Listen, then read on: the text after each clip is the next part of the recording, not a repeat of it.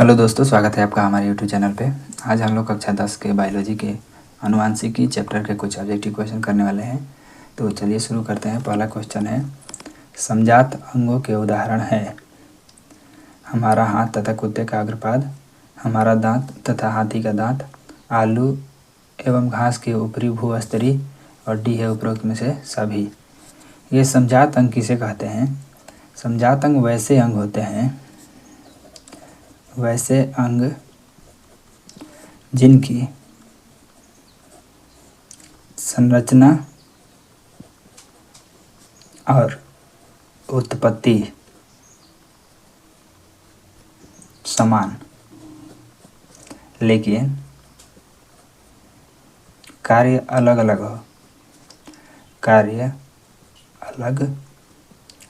हो। उसे क्या कहते हैं? समजात अंग कहते हैं। ये संरचना वैसे अंग जिनकी संरचना और उत्पत्ति समान लेकिन कार्य अलग अलग हो, उसे हम लोग समजात अंग कहते हैं। संरचना का मतलब होता है जैसे बनावट, किसी अंग की बनावट कैसी है। जैसे हमारा हाथ है तो हमारा हाथ कैसे बना है, इसमें हड्डी है, मांसपेशी है और जोड़ है, तो ये क्या हो गया? इसकी संरचना हो गई। लेकिन उत्पत्ति की बात करें तो उत्पत्ति जो होती है वो हमें यह बताती है कि किसी चीज़ की शुरुआत कैसे हुई है या वह कैसे और कहाँ से विकसित हुई है। इससे हम लोगों को उत्पत्ति के बारे में पता चलता है। और कार्य अलग अलग हो, तो हमारा हाथ और कुत्ते का अग्रपाद जो है, इसकी संरचना और उत्पत्ति क्या है? समान है। जैसे हड्डियों की बनावट वगैरह समान है और लेकिन इसके कार्य अलग अलग हैं। हमारा हाथ क्या है? किसी चीज़ को पकड़ने में कार्य करता है, लेकिन कुत्ते का अग्रपाद मतलब अगला पैर जो है वो चलने में मदद करता है। तो ऑप्शन नंबर ए सही हो जाएगा। अगला क्वेश्चन है, विकासीय दृष्टिकोण से हमारी किससे अधिक समानता है?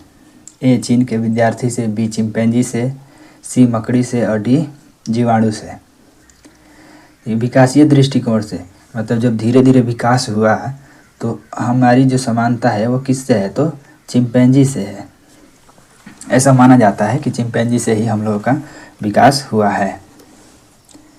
अगला क्वेश्चन है, निम्न किसने प्रमाण दिया कि जीन गुणसूत्र का भाग है? ऑप्शन ए है 1928 में ग्रिफिथ, 1909 में जोहानसन और सी है 1902 में टी बोवेरी और डब्ल्यू.एस. सटन और डी है 1944 में मैकार्टी। किसने प्रमाण दिया कि जीन गुणसूत्र का भाग है? तो जीन को क्या कहते हैं? जीन जो है यह आनुवांशिक इकाई है। आनुवांशिक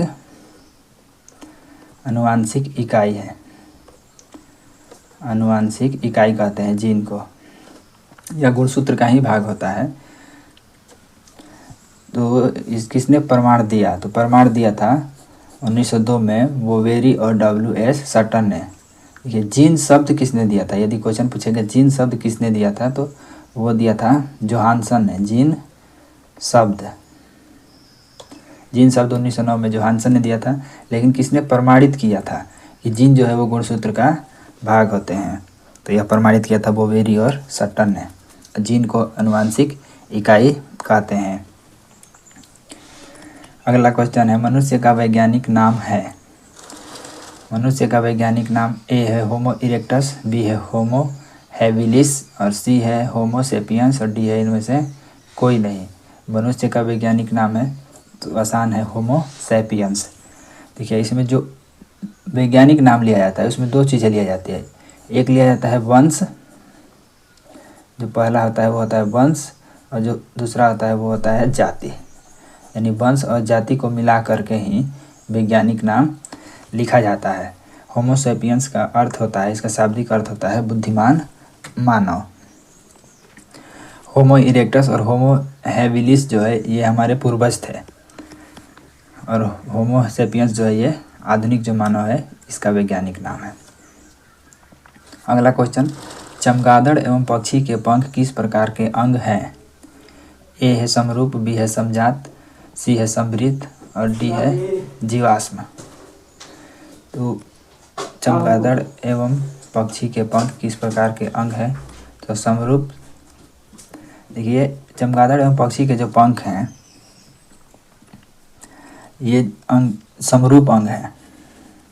समरूप अंग वैसे अंग होते हैं, जैसे हमने सबसे ऊपर पढ़ा समजात अंग के बारे में, समजात अंग के बारे में पढ़ा था। वैसे अंग जिनकी संरचना और उत्पत्ति समान लेकिन कार्य अलग अलग है। ठीक इसका उल्टा होता है क्या? समरूप अंग। समरूप अंग वैसे अंग होते हैं, वैसे अंग जिनकी उत्पत्ति और संरचना जो होती है वो अलग अलग होती है, लेकिन कार्य जो होता है समान होते हैं। तो लिख सकते हैं जिनकी संरचना और उत्पत्ति अलग अलग, लेकिन जो कार्य होता है वो क्या होता है? समान होता है। कार्य समान होते हैं। जैसे चमगादड़ के पंख है और पक्षी के पंख है, तो दोनों पंख हैं, तो इन दोनों का कार्य क्या है? उड़ने का ही काम करते हैं, लेकिन इनकी संरचना और उत्पत्ति जो है, यानी इनकी बनावट जो है, और ये कहाँ से इनका शुरुआत हुआ है और कैसे ये विकसित हुआ है, ये दोनों जो है ये अलग अलग होता है। समजात अंग, इसका ठीक उल्टा कार्य क्या हो जाएगा? अलग अलग, लेकिन उत्पत्ति और संरचना जो है वो समान हो जाएगी। प्रसिद्ध पुस्तक द माइक्रोग्राफिया किसके द्वारा लिखी गई है? ए है रॉबर्टसन, बी है ब्राउन, और सी है डार्विन, और डी है रॉबर्ट हुक। प्रसिद्ध पुस्तक द माइक्रोग्राफिया है वो लिखी गई है रॉबर्ट हुक के द्वारा लिखी गई है। इसमें बताया गया है कि जो सूक्ष्मदर्शी के द्वारा जो कोशिका देखी गई थी उसके बारे में ही इस पुस्तक में विस्तार से बताया गया है। और डार्विन की पुस्तक जो है वो है ओरिजिन, इनकी बहुत फेमस पुस्तक है, origin of species. Origin of species किसने लिखी है? तो डार्विन ने लिखी है। रॉबर्ट ब्राउन, इन्होंने केंद्रक की खोज की थी। केंद्रक की खोज किसने की है? जो कोशिका का जो केंद्रक है उसकी खोज किसने की है? तो रॉबर्ट ब्राउन ने की है। अगला क्वेश्चन, मनुष्य में कितने जोड़े गुणसूत्र पाए जाते हैं? मनुष्य में कितने जोड़े? 26, 14, 23 और 18। तो मनुष्य में 23 जोड़े गुणसूत्र पाए जाते हैं। देखिए, जब जोड़ा में पूछेगा जोड़े में गुणसूत्र कितने होते हैं तो 23, लेकिन पूछेगा संख्या में कितने होते हैं तो या इसी को लिख देगा कुल 46 गुणसूत्र होते हैं। तो दोनों तरीके से पूछ सकता है, इसको याद रखिएगा। ये 23 जोड़े में जो 22 जोड़े होते हैं, टोटल 23 जोड़े में जो 22 जोड़े होते हैं वो ऑटोसोम होते हैं, ऑटोसोम्स होते हैं। और जो एक जोड़ा होता है वो सेक्स क्रोमोसोम होता है, यानी जिससे लिंग निर्धारण होता है, सेक्स क्रोमोसोम। आइए एक बार इसका रिवीजन कर लेते हैं। समजात अंगों के उदाहरण है, समजात अंगों के उदाहरण है, ए है हमारा हाथ तथा कुत्ते का अग्रपाद, यही इसका सही आंसर है। समजात अंग वैसे अंग जिनकी संरचना और उत्पत्ति समान लेकिन कार्य अलग अलग है। संरचना का मतलब क्या हो गया? बनावट, यानी इसकी बनावट कैसी है, और उत्पत्ति का मतलब हो गया कि इस किस चीज़ की शुरुआत कैसी हुई है, या वो कैसे और कहाँ से विकसित हुई है, लेकिन कार्य अलग अलग हो, उसे समजात अंग कहते हैं। विकासीय दृष्टिकोण से हमारी किससे अधिक समानता है? तो चिंपैंजी से हमारी सबसे अधिक समानता है। अगला क्वेश्चन, किसने प्रमाण दिया कि जीन गुणसूत्र का भाग है? तो टी बोवेरी और W.S. सटन ने प्रमाण दिया था कि जीन जो है वो गुणसूत्र का भाग है। पूछेगा जीन शब्द किसने दिया था? तो 1909 में जोहानसन ने दिया था। और जीन क्या है? अनुवांशिक इकाई है। मनुष्य का वैज्ञानिक नाम है, मनुष्य का वैज्ञानिक नाम है होमो सैपियंस। होमो इसमें क्या है? वंश होता है, और सैपियंस जो है वो जाति है। होमो इरेक्टस और होमो हैबिलिस क्या थे? हमारे पूर्वज थे। होमो सैपियंस का अर्थ होता है बुद्धिमान मानव। चमगादड़ एवं पक्षी के पंख किस प्रकार के अंग हैं?